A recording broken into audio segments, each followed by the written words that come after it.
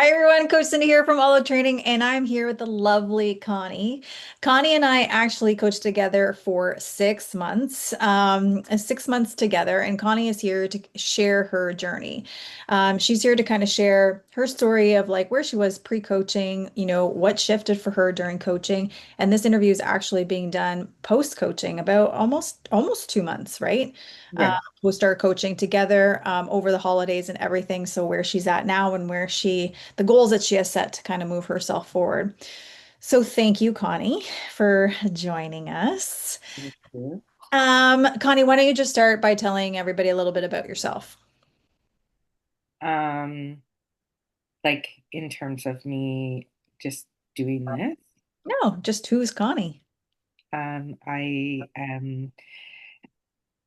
stepmom. I live with my husband and my one stepson, and I sell skincare products and I help people get rid of lice in their hair.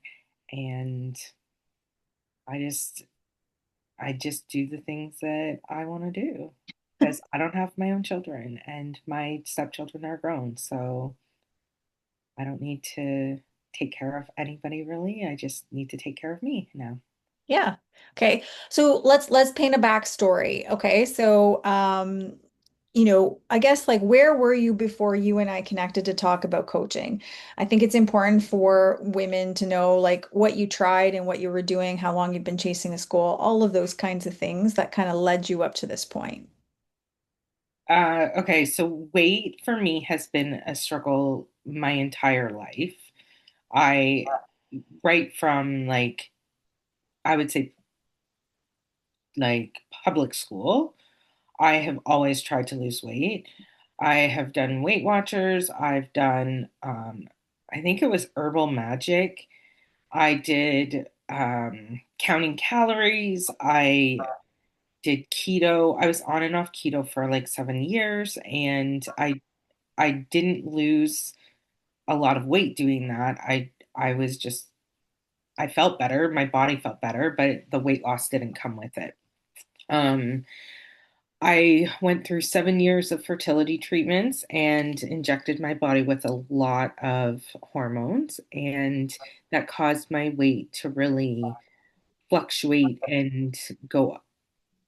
In then it was a struggle to lose weight because then they didn't want me to be over a certain weight in order to do IVF. So it was just a constant up and down yo-yo of trying to lose weight, keto one day, falling off, feeling crappy about myself, going like that for a few weeks, and then being like, I gotta get serious. I need to do this because I want to have a baby. And that once that process all ended and I didn't have a baby, I just kind of went off the deep end and I ate whatever I wanted and gained another 70 pounds. So when I started uh, 2025, I decided that I was going to lose weight. I was going to do keto. I really struggle not, I really struggle with eliminating foods. And I came across a post, I had lost 12 pounds, and that took me to like April time, I think. And then when I saw posts on Facebook and saw this girl that I was like, oh, who's that? Did I go to school with her? And it was Cindy. And so I did a little bit of creeping and I reached out to her and I was really hesitant at first because doing 6 months is, first of all, financially a lot of money. And secondly, it's a lot of time that you have to talk to Cindy every day. And I adore Cindy, but she will call you out on your crap. And so speaking with her for 6 months every day, although it was something that I very much needed, there were times where I was like, I just don't want to talk to her today. But she gave me like a bunch of tools. And so in my journey with her, and I'm including the weight that I lost before I was with her in this. So over the time that I started with her, I had gained some of that 12 pounds back and I was at 7 pounds lost. So by the time I finished with her, I had lost 50 pounds total. Hmm. And here we are. And here we are. Didn't want to hear from me every day. But that was one of the things that I had always said, like, I need somebody, I need that person that I can message every day and have that person there. And like I tried it with my friend. I'll just send you pictures of my food. And that went nowhere. And that was prior to being with you. Hmm. But having that support day in and day out was whether I was like ready for you to be there or not, you were there. And if I needed the help that day, or if I had ate a bunch of stuff that I shouldn't have ate, you still saw all of that and you were like, okay, well, let's talk about that. And that's working through all of that and how you feel about eating certain things, that's really where the real work comes in. Hmm. I remember that first call, and you told me your goals, and I was like, well, we're not going to get there in 12 weeks, which is sometimes what people start with. And so I said, we're going to need a longer time. And you were very clear at saying, I know I can do this for 12 weeks. I just don't know if I believe in myself and trust myself enough to do it longer. And that's my issue is I can do it for short periods of time, but I can't sustain it. And so you said, no, I know myself that I'll talk myself out of it. And what I really need is 6 months. Yeah. Yeah. Yeah. And what I like about that is because when you do 6 months, you go through all of the things, all of the seasons, all of the reasons. You go through the holidays, you go through like season changes, you go through like birthdays, you go through like all the emotional up and downs, fights with a husband, fights with a stepkid, all of that stuff. You go through all of those things. And then when you have coaching support, you get kind of different versions of the plan based on what it is that you need at that time. Did you agree? Yeah, for sure. And like I didn't think that I was an emotional eater, but whether it was good or bad, I there were times where I chose things and Cindy would ask me why I had ate that and I'd be like, I don't know. And she's like, okay, well, what's going on in your day? And then we would learn that, maybe I had a fight with my husband, or maybe I just had a really good day and just decided to spoil myself, or there were so many things. I being overwhelmed, stressed, not focused on other things in my life led into my food. And I think that was a big thing for me to actually realize. Yeah, one of the things we worked on, or so I always end every meeting, is how do you want to reward and celebrate yourself? Because often women will wait until the very end of they've reached the goal to celebrate themselves. And we want to kind of celebrate, showing up day to day. And I ask you that. And so what we realized as well is you tend to reward yourself with food and not food that's not necessarily in alignment with your goals. So talk about realizing like, wait a minute, I remember when I asked you, how do you want to reward yourself? It's hard coming up with the list because all you can think about is food. So talk Well, about because I had like the obsession with Birks, but I had so many pairs of Birks now I couldn't keep buying Birks. So, um, yeah, I just didn't know what to myself with, and I was going out that night with my friends, and we always go to D Spot. So I was like, well, my reward will be my lotus milk cake because I love it. And Cindy's response was, you can just eat the cake and find something else because your food is not your reward. And she's right. It's just there to nourish our bodies, and whether we choose to put nourishing food in or other food in, and it's just food. yeah. And And it really it's getting to the heart of like, hey, I don't have the best relationship with food. And so then it's like, then I also need to look at, okay, how do I reward myself? So for that instance, it was about going out with friends, being in a social atmosphere, like connecting, laughing, whatever that looks like, not necessarily about the food. It was just to make food the neutral territory. It wasn't a good or a bad. yeah, Yeah. Okay. So through our coaching journey, we had lots of ups and downs. So when it came to working out, that was the biggest kind of roller coaster that we were on. So you had an old program that you did, and you were like, I want to go back to that one because I remember how good I felt. And then we sustained that for a little bit, and then you're like, no, I want to walk and I don't want to work out.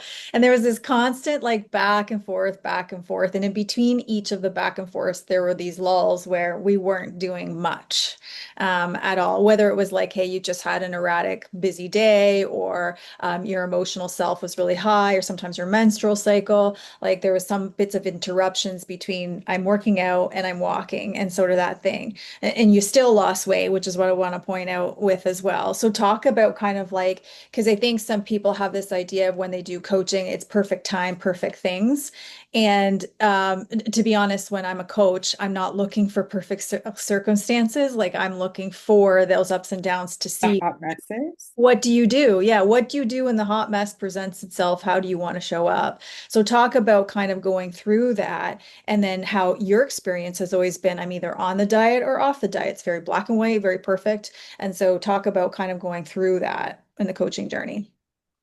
So for food wise, I think that while I was doing the journey, I didn't actually like there wasn't a lot of times where I was like crazy off, maybe So like a week or so, but you not like found a a lot. really good food rhythm. Like you're Yeah. like, actually to the point where I was asking you, like, do you still enjoy that? And you're like, oh my God, I look forward to that.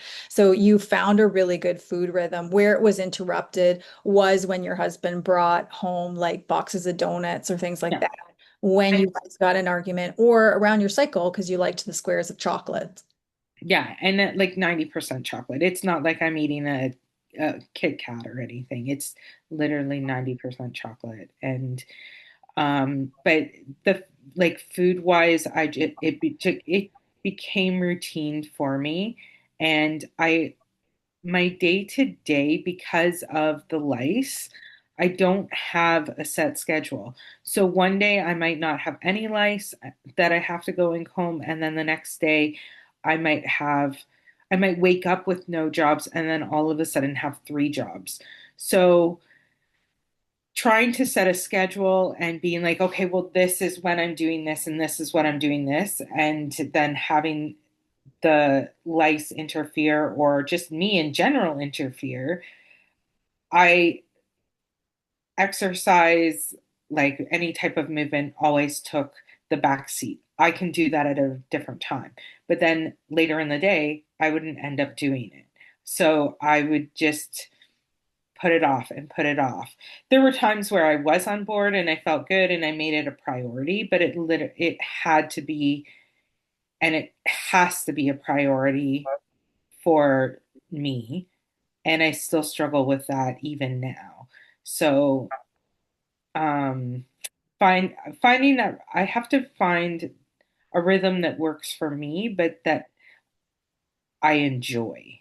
And I don't necessarily enjoy any of it at this But you point. do enjoy yoga.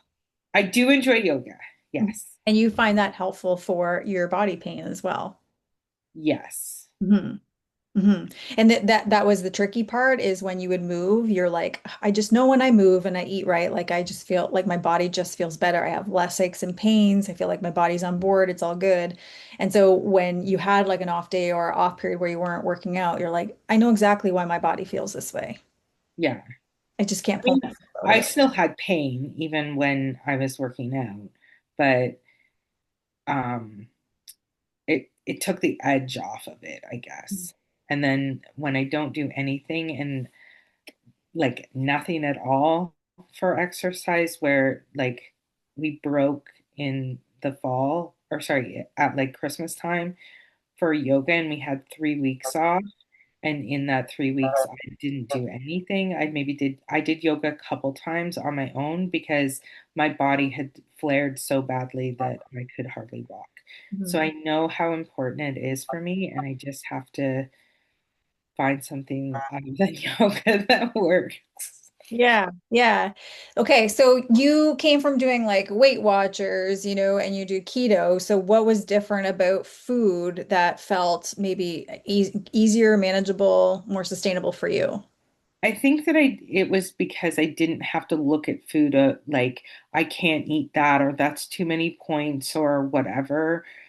Um, or like I can't have sugar. The first 10 days, and I actually had 6 weeks where I didn't have any gluten, dairy, or caffeine because we were testing my body for something else in that process. That was in conjunction with a naturopath. I just want to Yeah, be that. Yeah. yeah, not with Cindy. Yeah.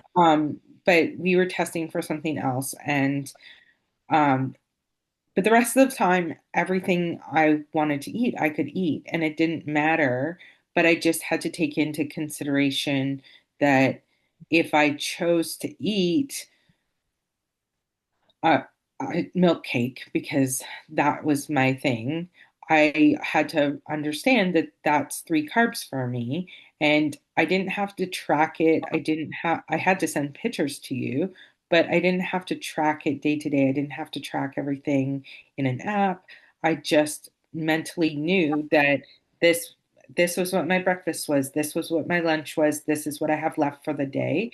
And if I chose to eat milk cake and I still went over on carbs somehow, it wasn't the end of the world. And tomorrow I wasn't having milk cake because I'm not eating an $18 piece of cake every day. But it was $2. Yeah, yeah. And so I like what you're highlighting is like no foods were off. And I like that you now understood kind of, I mean, food has more value than just numbers and carbs and fats. We eat for so many different reasons, but you understanding that kind of pulled you out of that. Okay, well, I can plan my day differently or plan accordingly for that. But also that there were moments where, shit just kind of went a little bit sideways and it wasn't like an all or nothing. Yeah, and I like sometimes, so there would be a lot of times that I would do lice during the day, and I can't eat a salad while I'm driving or while I'm doing somebody's hair. So a lot of the times I would stop, and I know this is horrible, but I would stop at McDonald's and get the sweet chili chicken wrap with grilled chicken because I knew those macros, and I knew that if I ate that at lunch, then for supper when I got home, I would just eat my salad. Hmm. Hmm. And that's just how my brain worked, and it kept me on track. And even my husband was like, "Don't you get tired of eating the same food?" And I was like, "No, like I love this." Hmm. And he's like, I would get so bored. And I was like, do you get bored of the same chips every day? Like, I don't. You eat the same foods every day. Do you get bored of your Kit Kat every day? No. And But you are bringing up a really good point because often it's like women will say, well, I just get really bored of eating healthy. But we don't also look at when you go to the restaurant, you order the same food, you drink the same bottle of wine, you go to the same snacks all of the time. So how come that's boring, but this isn't boring? It's because we have a different mindset attached to both. yeah, and I think that was a thing for me when I was doing keto because I felt so restricted that I was like, oh, I'm so bored of eating that. But I have a salad every day. I still have a salad every day. And sometimes I add sweet potato or rice. Sometimes I add different vegetables, but I always know that I'm gonna enjoy the salad because I love salad. And to be clear, I wasn't making her eat the salad. I No, she was actually like, "Can't you have something else? I don't even like salad." Yeah, yeah. I'd be like, "Are you bored of that yet?" And she'd be like, "Nope, I'm not bored of that yet." All right. So talk about one, this was your first time working to a coach to this extent. And then two, this is your first time out of all of the attempts that you've had where you integrated mindset into it. Talk about that. It was a completely different experience, and I think that it's such an important piece of it because we don't have a lot of conversation about food. We have a lot of conversations while we're eating food. We don't have it about the food. And to recognize the things that one that you're doing while you're eating, it was, are you focused on eating? And that's a huge part. Like How many of us watch TV while we're eating, and we're not really focusing on what we're doing. We're focusing on multiple things. So, like driving while you're eating, you're not really focusing on the food. You're focusing on driving, or at least you should be. But um, I forget where I was going with that. You said that the mindset was huge. Like, Yeah. I'm So focused. doing the mindset with it made me realize, okay, this creates a problem for me in my mind. These are the things that were said to me when I was younger that in my mind, even though they're not there day to day, then you still have them there. And once you start pulling through all of those things and how you feel about foods, because I did keto for so long that I was like, that food is so bad for you. That food is so bad for you. That food is so bad for you. And I still have pieces of me that do that, that I Mhm. will make a choice to eat something else because I still feel like that food is a little bit bad for me. But then it's like looking at ingredients on skincare, let's say. So some people really look at ingredients on skincare and they're like, "Oh, I'm not putting that on my body." But you're willing to put brown gravy in your body. Do you read the ingredient? Do you like that's just an Yeah. like you look at the ingredients of that? Do you look at the ingredients of like I don't know, a chocolate bar or your Beyond your Beyond Beef or whatever you're eating? Do you look at those ingredients and like, oh, maybe I shouldn't put that in my body? But it's all in it's all in your mind. So if you're doing this stuff in your mind, it makes doing this stuff on the outside easier. Yeah, yeah, like the conversations, like you and I worked through when you said, "Hey, sometimes I don't want to talk to her." It's because I was asking you tough questions to go to the emotional place, to go to the thought place, which was unfamiliar for you and maybe a bit uncomfortable because you've never connected those two things together. And sometimes I needed to like stop and really think about, okay, she asked me this. I need a couple days to like work through that. And I knew that I could always come to you and say, I'm having a hard time with this, but I had to do it in my mind first. And then I would come to you. And sometimes I would be like, here one day, and then like here the next day. And you're like, how did we get from here to here? Because in that time, I thought about this so much that I'm like 20 steps ahead compared to back where Yeah. I started. 'Cause sometimes I'd message back and I'd be like, what the F happened?" And then I'm like, break it down for me. So, and the idea of breaking it down is also one, I need to catch up, but two is also just like to help you break down the steps so that it becomes a repeatable process the next time too. What surprised you the most, whether it was about the coaching or about yourself? Um, I think what surprised me the most was that I made it up until doing this, I made it so much harder than it had to be. It like to this day, I don't want to track my food other than I know that I need to eat this for carbs, this for protein, this for fat, this for veg. Yeah, and what you're talking about is you don't want to move into an app and micromanage that way. You like the ease of the way we did kind of our portions. Yeah, and that the other thing is that I also know that if I because when I finished my 6 months, I joined up with the um Consistency Club. yeah. So Cindy is still always in my back pocket. If I'm really struggling, she's always there for me. And if she isn't, I know where to find her. She finds me.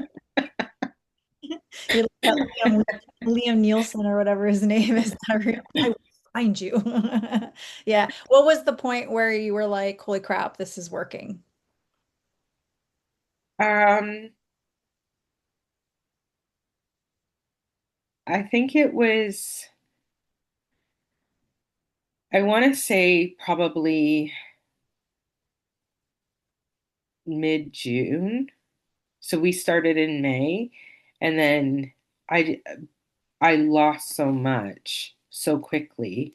And I was like, I can't believe that I get to eat this much food every day and I'm still losing weight. Mhm. And it was, yeah, it was really early in it that I was like, that if I keep doing this, I'm gonna keep losing it.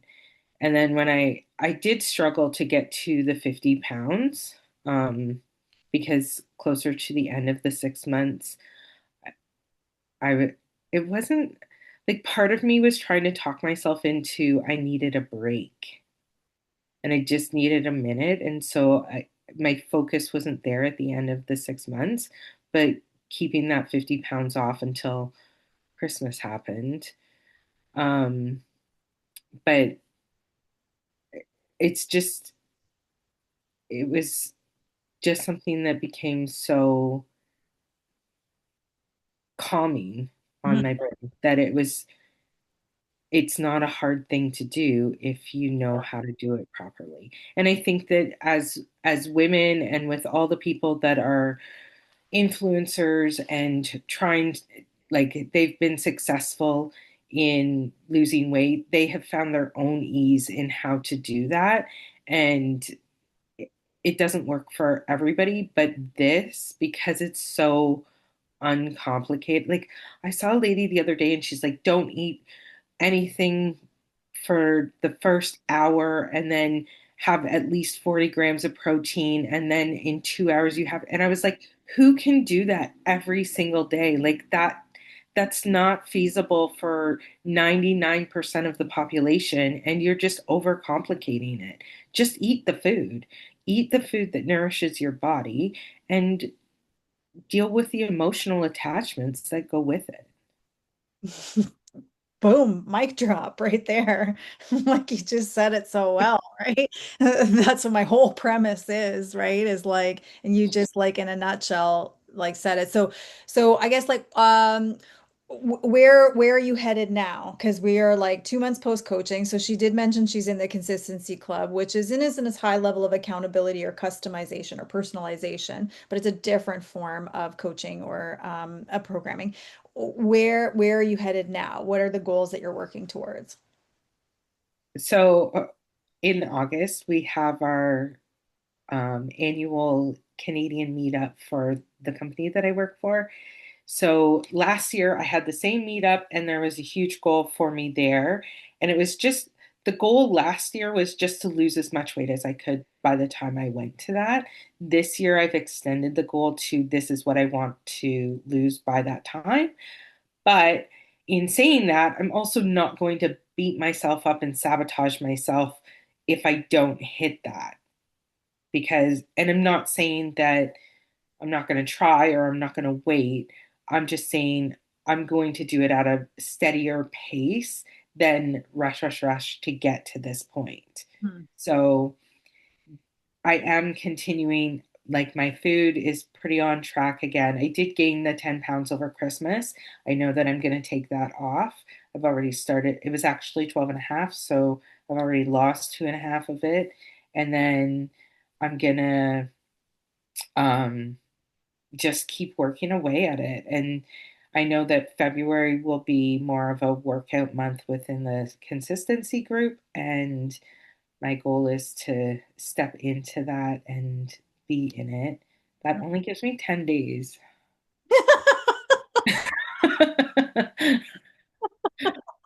You know that there's workouts in there right now, right? So you could start right now.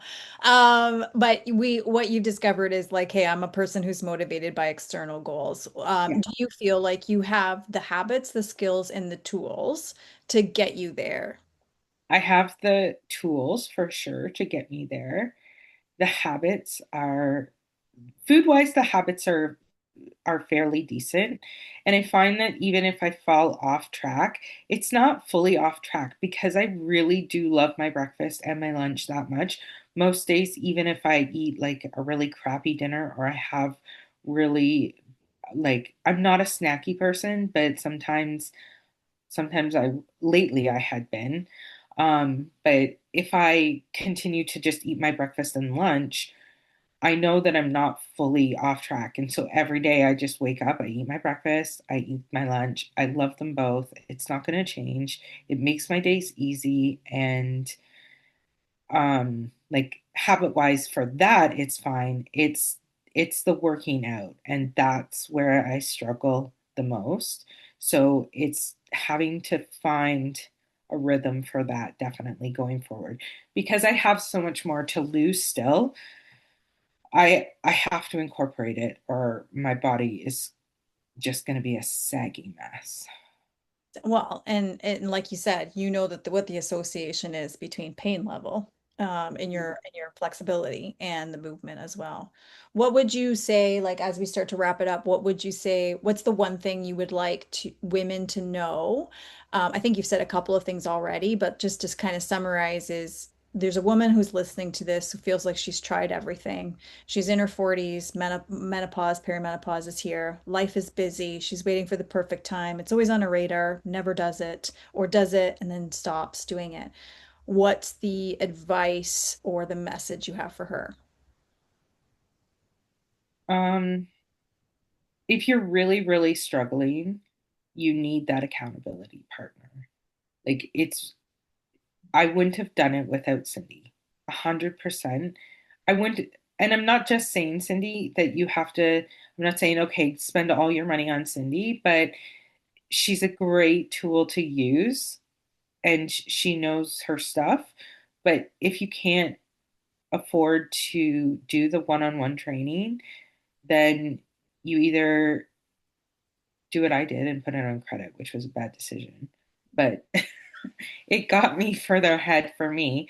But the other option is you find that accountability partner that's going to give you the same things as Cindy does, that check-in, the doing, and like understanding that without that and without fixing your mind, you're not going to get the results that you want. So you can do it every day,